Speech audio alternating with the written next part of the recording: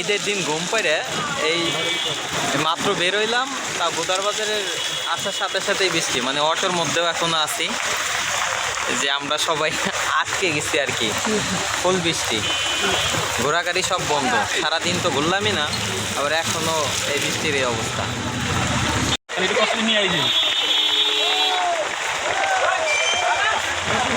হ্যাঁ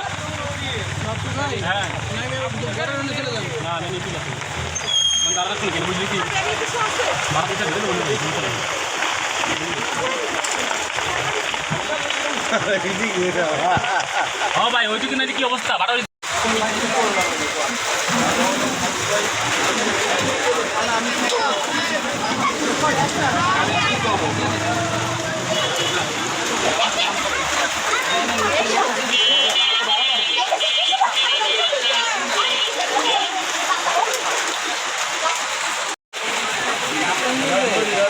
দোকানে না মৃত্যু করলে দোকানে চলে আসি।